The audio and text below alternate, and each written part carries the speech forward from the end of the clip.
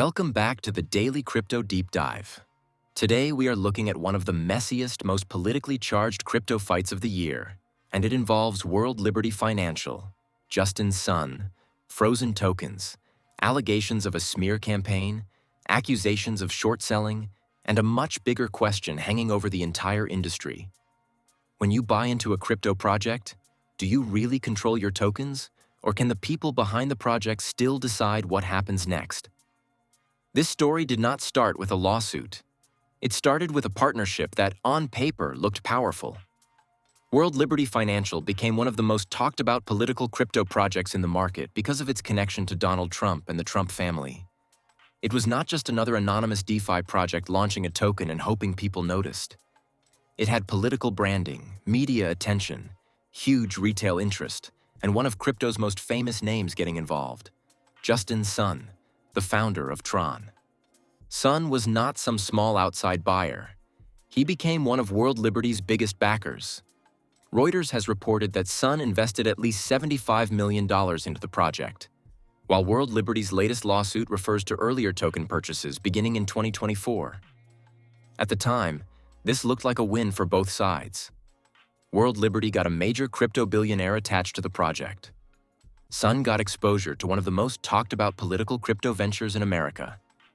And for the market, it looked like another sign that the line between politics, crypto, and financial speculation was becoming thinner than ever. But then came the problem that turned this from a partnership into a war: the tokens. According to Sun, his World Liberty tokens were frozen. He claimed the project had effectively blocked his ability to trade and removed his governance rights. He also alleged that World Liberty had hidden or installed control mechanisms that could restrict token holders. In simple terms, Sun's argument was that he had bought into a crypto project, but then found out the people behind it still had the power to stop him using what he owned. Reuters reported that Sun claimed one account with special administrative powers could freeze a wallet, while World Liberty pushed back and denied wrongdoing. That is the part that matters for ordinary crypto investors. Forget the famous names for a second. The real issue is token control. A lot of people buy crypto because they believe in self-custody, decentralization, and financial freedom. But not every token works like Bitcoin. Some tokens have admin keys. Some have blacklist functions. Some have lockups. Some have terms that allow freezing under certain conditions. Some have governance rights that can be changed, restricted, or challenged. So when a dispute like this explodes in public, it forces investors to ask a very uncomfortable question. Is this really decentralized, or is it just a company-issued asset with crypto branding? The dispute then escalated. Sun sued World Liberty in California in April 2026, accusing the company of illegally freezing his holdings and violating his rights as a token holder. He argued that he had been blocked from trading and excluded from governance decisions. World Liberty denied that version of events and has now fired back with its own lawsuit in Florida. This is where the story becomes even more explosive. World Liberty is now suing Justin Sun for defamation. The company claims Sun did not simply complain publicly. It alleges he launched a coordinated campaign to damage World Liberty's reputation and the value of the token. According to World Liberty's filing and public statements, the company says Sun engaged in prohibited transfers, straw purchases, and short selling of WLFI tokens. It also alleges he made false and damaging statements after his tokens were frozen. Reuters reported that World Liberty says Sun transferred WLFI tokens with voting rights to Binance and engaged in short selling after trading began. While Sun denies the allegations and says the lawsuit is a public relations stunt. So now both sides are accusing each other of serious misconduct. Sun's side is effectively saying, I backed this project, bought the tokens, and then had my assets unfairly frozen by people with too much centralized power.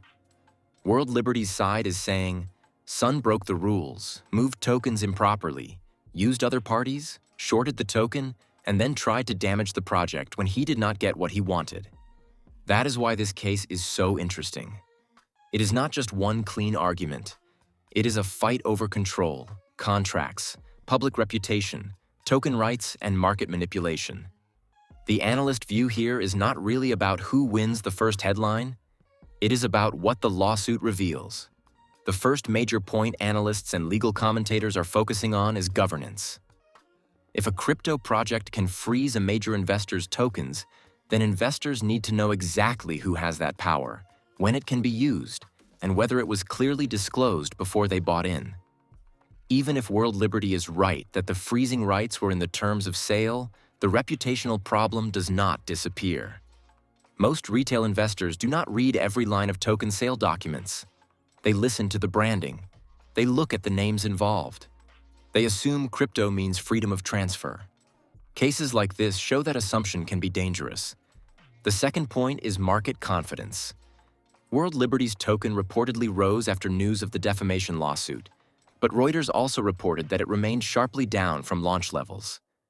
That tells you something about how the market is reading it. A short-term legal counterattack can create a bounce because traders think the project is fighting back. But a court battle involving frozen tokens, a billionaire investor, alleged short selling, and a politically connected crypto project can also create long-term uncertainty. Investors may ask whether they want exposure to a token where insiders, whales, and legal disputes dominate the narrative. The third point is regulation. This is exactly the kind of case regulators will study. If the crypto industry wants mainstream adoption, ETFs, banking access, stablecoin laws, and pension fund involvement, then it has to show that token holders have clear rights. Regulators are not only worried about hackers and scams, they are also worried about governance structures, insider advantages, undisclosed control, market manipulation, and whether retail investors understand what they are buying. A case like World Liberty versus Justin Sun gives regulators an example they can point to and say, this is why disclosure matters. The fourth point is political risk. This is not just a Tron founder suing a DeFi project. This is a dispute involving a Trump-affiliated crypto venture. That means every development gets pulled into a wider political debate. Supporters may frame it as a project defending itself against a powerful crypto billionaire. Critics may frame it as evidence that political crypto projects are too risky, too centralized, or too conflicted. Either way, the political connection makes the story louder. In normal crypto, a token dispute might stay inside the industry. In this case, it becomes part of a much wider conversation about money, influence, and regulation. And this is where the effect on crypto could be bigger than people think. In the short term, this probably hurts confidence in politically branded tokens. It reminds investors that a big name attached to a project does not remove execution risk, legal risk, governance risk, or token control risk. In fact, it may increase the scrutiny. If you are buying a token because of a famous political name, you still need to understand the contract, the lockups, the admin powers, the vesting schedule, and the transfer restrictions. For the wider market, though, the impact is more complicated. This case could actually make serious crypto stronger over time, because it separates the projects with transparent governance from the ones relying on hype. Bitcoin does not have a CEO who can freeze your coins.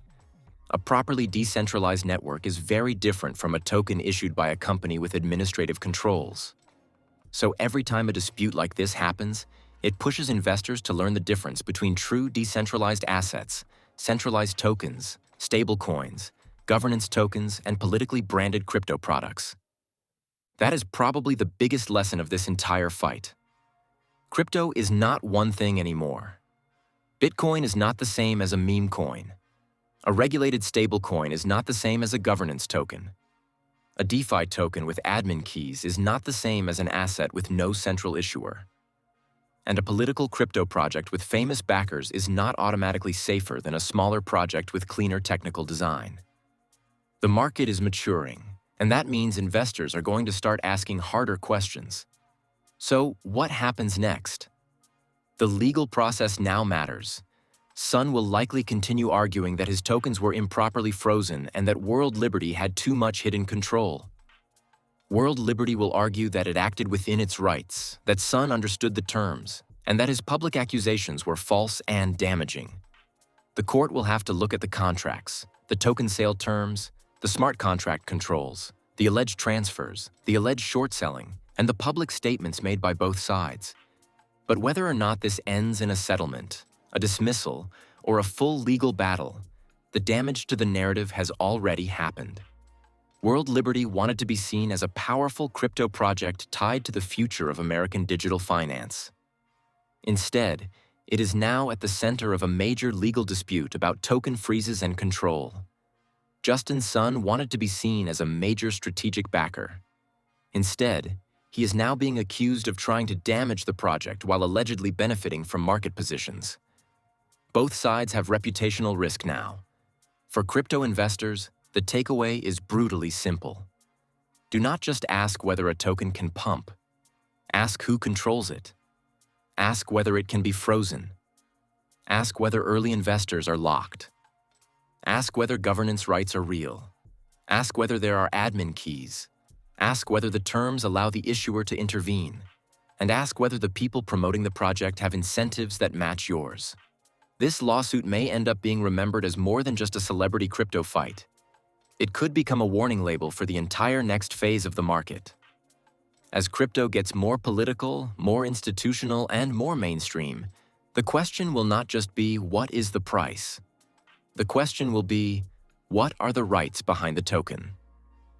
And in the World Liberty versus Justin Sun battle, that is the part every investor should be paying attention to. Because if a billionaire can end up in court over whether he can access, vote with, or sell his own tokens, then retail investors need to be much more careful before assuming that every crypto asset gives them real financial freedom. Drop your thoughts in the comments.